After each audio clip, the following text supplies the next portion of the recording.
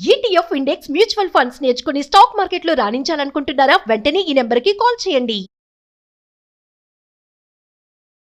నమస్తే రేవంత్. నమస్తే అండి రేవంత్, అసలు ఇవాళ బడ్జెట్ ప్రారంభం అంటే బడ్జెట్ సమావేశాలు ప్రారంభమయ్యే నాటికి మార్కెట్ పరిస్థితి ఏంది? ఎందుకంటే మార్కెట్ 9:15 స్టార్ట్ అవుతుంది కాబట్టి అసలు ఏంటి అంటే మార్కెట్ ఓపెనింగ్ ఇవాళ ఎలా జరిగింది అండ్ 11 గంటలకి బడ్జెట్కి సంబంధించినటువంటి ప్రతి అంశాన్ని కూడా ప్రస్తావనలోకి తీసుకొచ్చారు కాబట్టి అసలు 11 ముందు వరకు మార్కెట్ ఎలా రియాక్ట్ అయింది, 11 నుంచి మార్కెట్ ఎలా రియాక్ట్ అయింది, అదేవిధంగా 3:30 గంటలకి మార్కెట్ క్లోజ్ అయిపోతుంది కాబట్టి మరి 3:30 గంటల నాటికి మార్కెట్ ఈ న్యూస్ని అంతా ఏ విధంగా బ్యాలెన్స్ చేసుకుంది అసలు?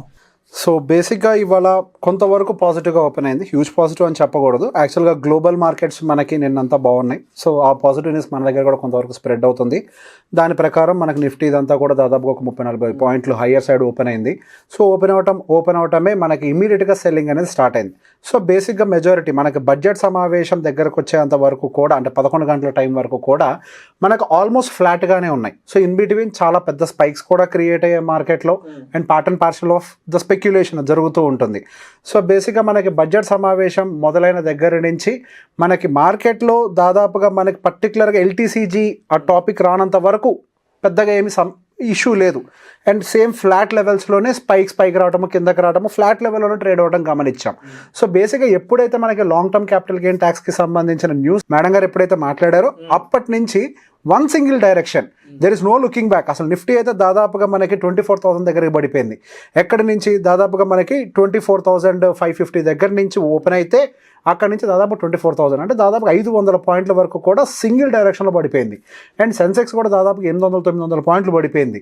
కాకపోతే over the period of time మనకి టోటల్ బడ్జెట్ సమావేశాలంతా కంప్లీట్ అయిపోయిన తర్వాత మళ్ళీ అగైన్ యూటర్న్ తీసుకొని ఆల్మోస్ట్ ఫ్లాట్ క్లోజింగ్ అయితే ఇచ్చాయి. అటు సెన్సెక్స్ కావచ్చు అండ్ నిఫ్టీ కావచ్చు, ఈ రెండైతే పర్టికులర్గా మనకి మాక్సిమం ఫ్లాట్ క్లోజింగ్ అయితే ఇవ్వడం గమనించాం.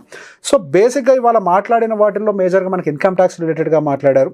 ఇన్కమ్ ట్యాక్స్కి సంబంధించి మేజర్గా స్లాబ్స్ అని కొద్దిగా రిలాక్స్ చేయడం ఒకటి, అండ్ పర్టికులర్ రూరల్ ఎకానమీని బూస్ట్ చేయడం కోసం ప్రయత్నించారు. సో ఈ రెండు న్యూస్లు కూడా అటు FMCG and consumption sector.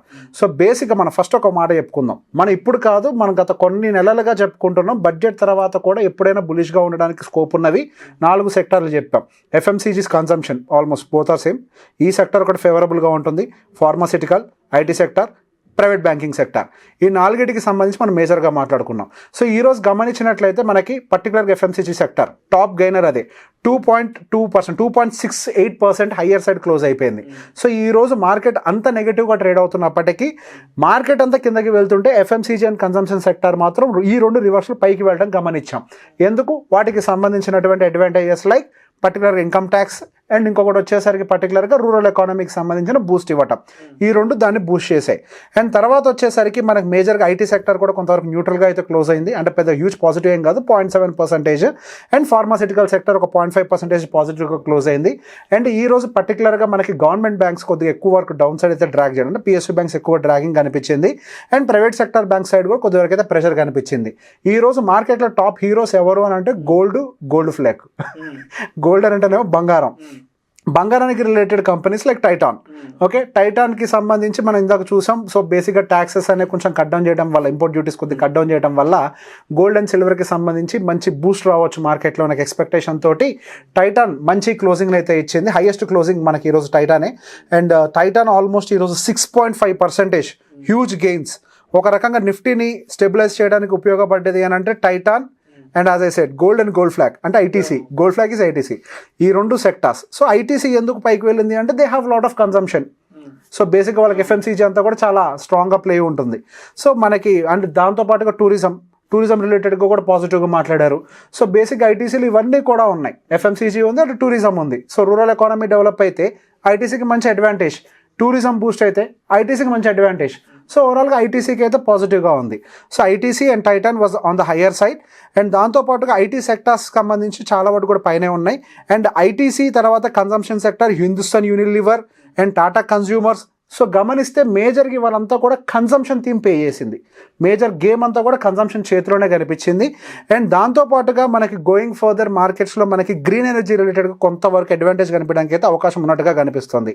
So బేసిక్గా మనకి ఇవాళే మార్కెట్కి సంబంధించి న్యూస్ అంతా కూడా ఫ్లో అయింది. అంటే మనకి ఫైనాన్స్ మినిస్టర్ యొక్క స్పీచ్ ఇవాళ జరిగింది కాబట్టి సో మార్కెట్ ఏం చేస్తుంది అని అంటే ఫస్ట్ ఒక ఫైన్ ప్రింట్ అంతా కూడా చదవాలి. ఫైన్ ప్రింట్ అంతా చదివిన తర్వాత దాని ఇన్డెప్త్ అనాలిసిస్ చేసిన తర్వాత ఏ సెక్టార్స్ నమ్మేయాలి, ఏ సెక్టార్స్ ఉంచుకోవాలి. సో దీనికోసం ఫైన్ ప్రింట్ దాకా కూడా వెళ్ళాల్సిన అవసరం లేదు. సో బేసిక్ అనాలిసిస్ ఫస్ట్ నుంచి చెప్పినట్టుగానే బేసిక్ ఒక లేమన్ లాంగ్వేజ్లో చెప్పేస్తాను. మనకి ఓవర్ వాల్యుయేషన్స్ ఏవైతే ఉన్నాయో అవన్నీ బై డిఫాల్ట్గా సెల్లింగ్ అయిపోతాయి. డిఫెన్స్ సెక్టార్, ఇన్ఫ్రాస్ట్రక్చర్ సెక్టార్కి సంబంధించి మొన్నటి వరకు థీమ్ ప్లే అయింది, బడ్జెట్ అలొకేషన్ జరిగింది, అవన్నీ ర్యాలీ అయ్యాయి. ఇవన్నీ కూడా ఇప్పుడు ఎక్స్ట్రీమ్ వాల్యుయేషన్లో ఉన్నాయి. గమనించినట్లయితే ఇప్పుడు ఇన్ఫ్రాస్ట్రక్చర్కి కానీ డిఫెన్స్ సెక్టార్కి సంబంధించి కానీ అసలు ఎటువంటి డిస్కషన్ లేదు. అండ్ హవెవర్ అవి ఎక్స్ట్రీమ్ వాల్యుయేషన్లో ఉన్నాయి. కొంతవరకు బుకింగ్ కూడా జరగచ్చు. ఇవాళ గమనిస్తే టాప్ బుకింగ్ ఎక్కువ జరిగింది కూడా profit booking real estate, reality 2.2% అనుకుంటా నెగిటివ్లో క్లోజ్ అయింది. హైయెస్ట్ ప్రాఫిట్ బుకింగ్ జరిగింది. సో గోయింగ్ ఫర్ దానికి కూడా ఒక రీజన్ ఉంది. దాని గురించి మనం ఇంకొక వీడియో చేసుకుందాం. రియాలిటీ ఎందుకు పడ్డది, రియల్ ఎస్టేట్ సెక్టార్కి ఏంటి బ్యాడ్ న్యూస్, అది సపరేట్గా మాట్లాడదాం. సో బేసిక్గా మనకి ఇన్ఫ్రాస్ట్రక్చర్ కానీ డిఫెన్స్ కానీ ఏవైతే హెవీగా ప్లే అయిన థీమ్స్ ఉన్నాయో అవన్నీ కూడా బై డిఫాల్ట్గా వాల్యుయేషన్ ప్రకారం కరెక్షన్కి గురవుతాయి. సో బేసిక్గా ఇప్పుడు వాల్యుయేషన్స్ ఏవైతే లోవర్ సైడ్ ఉన్నాయో ఎఫ్ఎంసీజీ అది ఎప్పటి నుంచో చెప్తున్నా మంచి వాల్యుయేషన్ తోటి ఉంది. మొన్న ఇంతవరకు పెద్దగా పార్టిసిపేషన్ ఇవ్వలేదు. ఐటీ ఇప్పటిదాకా పెద్ద పార్టిసిపేషన్ ఏమి ఇవ్వలేదు. అండ్ మనకి ఫార్మాసిటికల్ ఇప్పటిదాకా పెద్దగా ఏమీ మనకి పార్టిసిపేషన్ ఇవ్వలేదు. సో ఇవన్నీ కూడా మంచి ప్లే ఇస్తాయి. సో బేసిక్గా మార్కెట్ అంతా కూడా ఫుల్ వాల్యుయేషన్లో ఉన్నప్పుడు డిఫెన్సివ్ స్టాక్స్ అంటాం వీటిని. డిఫెన్స్ సెక్టార్ స్టాక్స్ కాదు, డిఫెన్సివ్ ఎఫ్ఎంసీజీ, ఫార్మాసిటికల్ ఇవన్నీ కూడా డిఫెన్సివ్. ఎటువంటి పాండమిక్ వచ్చినా, ఎటువంటి యుద్ధ వాతావరణాలు ఉన్నా కానీ వీటి యొక్క ప్రొడక్షన్, మ్యానుఫ్యాక్చరింగ్ కానీ వీటి యొక్క సర్వీసెస్ కానీ ఆగవు. ఇవి జరుగుతూనే ఉంటాయి. కోవిడ్ టైంలో గేమ్ ప్లే చేసిందంతా ఏంటి, మొత్తం కన్సంప్షనే. అవునవును. సో ఇప్పుడు అగైన్ ఈ డిఫెన్సివ్ స్టాక్స్ అన్ని కూడా టాప్ పొజిషన్ తీసుకోవడానికి ఛాన్సెస్ ఎక్కువ ఉన్నాయి. ఇండస్ట్రియల్ ప్రొడక్ట్స్ కంప్లీట్ గా కన్సంప్షన్ సంబంధించి, consumption related industrial manufacturing, consumption related లో మనకి ఆటోమొబైల్ కూడా కొంత భాగం తీసుకుంటుంది. ఇవాళ గమనిస్తే ఆటోమొబైల్ కూడా ఒక 0.5% వరకు కూడా కొద్దిగా బులిష్ గానే క్లోజ్ అయింది. సో కన్సంప్షన్ థీమ్ అంతా కూడా కొంతవరకు హయ్యర్ సైడ్ వెళ్ళడానికి ప్రాబబిలిటీ ఉంది. సో మనం ఇవాళ గమనిస్తే నిర్మలా సీతారామన్ గారి మాటల్లో మేజర్గా ఈ నిరుద్యోగతని తగ్గించడానికి ఇప్పుడు సో నిరుద్యోగత తగ్గడం అంటే ఏంటి, జీతాలు వస్తాయి. జీతాలు వస్తే ఏం జరుగుతుంది, ఫస్ట్ జరిగేది ఏంటి, కన్సంప్షన్ పెరుగుతుంది, కొనుగోలు పెరుగుతుంది. కొనుగోలు వల్ల ఆర్థిక అభివృద్ధిలో ఒక ఆటోమేటిక్గా మనకి ఈ కన్సంప్షన్ థీమ్ అంతా పైకి వెళ్తుంది. ఇప్పుడు మనకి నెక్స్ట్ ఏంటి, రూరల్ ఎకానమీకి పెద్దపీట వేశారు. రూరల్ ఎకానమీకి పెద్దపీట వేసి వాళ్ళు కనుక లాభాల్లో ఉంటే నెక్స్ట్ జరిగేది ఏంటి, కన్సంప్షన్. అంతే సింపుల్. సో బేసిక్ ఇది ఒక ఈ బేసిక్ లాజిక్సే మనం ఇప్పుడు కాదు, లైక్ ఎప్పటి నుంచో చెప్తున్నాం. ఎఫ్ఎంసీజీ కన్సంప్షన్, డిఫెన్స్ వద్దు, ఇన్ఫ్రాస్ట్రక్చర్ వద్దు, మనకి ఏం వద్దు, మిడిల్ వద్దు, స్మాల్ వద్దు. Consumption it's defensive, it is in the fair valuation. IT sector it is in the fair valuation. Pharmaceutical, it's a defensive. So and it is in the fair valuation. So basically ఈ fair valuation ఉన్నాయి మాత్రమే ఈరోజు స్టేబుల్గా ఉన్నాయి. ఏవైతే expensive valuation ఉన్నాయో ఈరోజు వాటన్నిటిలో డ్రాప్ కనిపించింది. సో ఈ పర్టికులర్ బడ్జెట్లో మనం గమనిస్తే నేను ఈ సెక్టార్కి పాజిటివ్ చేస్తానని ఓవరాల్గా ఏమీ చెప్పలేదు మేడం, ఎక్కడ చెప్పలేదు. ఏ సెక్టర్ గురించి మాట్లాడలేదు, సింప్లిఫై చేశారు. సో ఇక్కడ జరిగిందంతా ఏంటి, వాళ్ళు తీసుకురాబోయేటువంటి రిఫార్మ్స్ వల్ల ఏ సెక్టార్స్కి మంచిది. సో ఈ బేసిక్గా ఎప్పుడైతే ప్రభుత్వం ప్రజల కోసం ఒక బడ్జెట్ని తీసుకొస్తుందో ఆ బడ్జెట్ యొక్క ప్రభావం ఎప్పుడు కన్సంప్షన్ థీమే పడుతుంది. సో కన్సంప్షన్ నెక్స్ట్ గ్రో అవుతుంది. They want to grow the rural and the unemployed economy. ఈ రెండింటిని గ్రో చేయాలనుకుంటున్నారు. Consumption is going to play. So మేజర్గా మనం ఫోకస్, నేను ఇప్పుడు కాదు ఎప్పటి నుంచో ఫోకస్ చేస్తుంది, నా మ్యూచువల్ ఫండ్ ఇన్వెస్టర్స్ అందరూ ఫుల్ హ్యాపీ ఉంటారు. అండ్ ఈవెన్ మనం వెబినార్లో కూడా చాలా క్లియర్గా మనం ఎక్స్ప్లెయిన్ చేసాం. వెబినార్స్ మన వాళ్ళకి అటెండ్ అయిన వాళ్ళకి డీటెయిల్డ్గా చార్ట్ చూపించి ఎక్స్ప్లెయిన్ చేసాం. ఏవి ఎక్స్పెన్సివ్ ఉన్నాయి, ఏవి ఫేర్ వాల్యుయేషన్లో ఉన్నాయి, ఎలా ఉంది అనే వాటి గురించి డీటెయిల్గా ఎక్స్ప్లెయిన్ చేసాం. సో వాళ్ళందరికీ కూడా ఇప్పుడు క్లారిటీ వచ్చి ఉంటుంది. సో ఎక్స్పెన్సివ్ అంటే ఏంటి, ఫేర్ అంటే ఏంటి. సో బేసిక్గా నెక్స్ట్ రాబోతున్న రోజుల్లో మనకి కన్సంప్షన్, ఐటీ సెక్టార్, కొంచెం private banking sector, and one more sector is pharmaceutical sector, and automobile will also be included. ఇప్పటిదాకా నేను ఆటోమొబైల్ని పెద్దగా ఇంక్లూడ్ చేయలేదు నా దాంట్లో, ఇప్పుడు నేను ఆటోమొబైల్ని ఇంక్లూడ్ చేయాలనుకుంటున్నా. దానికి గల ప్రధాన రీజన్ ఏంటి అని అంటే మ్యానుఫ్యాక్చరింగ్కి సంబంధించి బాగా మాట్లాడుతున్నారు. సో బేసిక్ స్కిల్ డెవలప్మెంట్ జరిగితే ఫస్ట్ ఇంప్రూవ్ అయ్యేది మ్యానుఫ్యాక్చరింగ్ సెక్టార్. సో ఇంతకుముందు ఒక బడ్జెట్కి సంబంధించి నేను మాట్లాడినప్పుడు మన గత జీడిపిలో సర్వీస్ సెక్టర్ గ్రో అవుతుంది కానీ మ్యానుఫ్యాక్చరింగ్ గ్రో అవ్వట్లేదు, అది కన్సర్న్ నాకని చెప్పాను. రీసెంట్గా వచ్చిన జీడిపిలో మనకి మ్యానుఫ్యాక్చరింగ్ సెక్టర్ యొక్క గ్రోత్ కనిపిస్తుంది. సో మ్యానుఫ్యాక్చరింగ్ని బూస్ట్ చేసినప్పుడే నిరుద్యోగత తగ్గుతుంది. మ్యానుఫ్యాక్చర్ సెక్టార్ ఎక్కువ ఎంప్లాయ్మెంట్ని క్రియేట్ చేసే సత్తా ఉన్నటువంటి సెక్టార్. సో మ్యానుఫ్యాక్చర్ సెక్టార్ మీద బై డిఫాల్ట్గా ప్రభుత్వం ఫోకస్ చేస్తుంది. అందులో number 1 automobile industry. So automobile industry ఇప్పుడు దాకా నా బాస్కెట్లో లేదు, ఇప్పుడు దాన్ని కూడా యాడ్ చేసుకోవడానికి ప్రయత్నం చేస్తాను. I will make a detail review. ఇంకొంచెం డీటెయిల్గా వెళ్దాం. అంటే సెక్టోరియల్గా చూస్తే ఇవాళ కన్క్లూషన్గా చెప్పండి, ఏ సెక్టార్స్ బాగా ఇవాళ మైలేజ్ తీసుకున్నాయి అండ్ బడ్జెట్ అనౌన్స్మెంట్ తర్వాత ఏ సెక్టార్స్లో బాగా డౌన్ఫాల్ కనిపించింది అంటారు, ఎస్పెషల్లీ ఇవాళ వచ్చిన అనౌన్స్మెంట్స్లో నుంచి?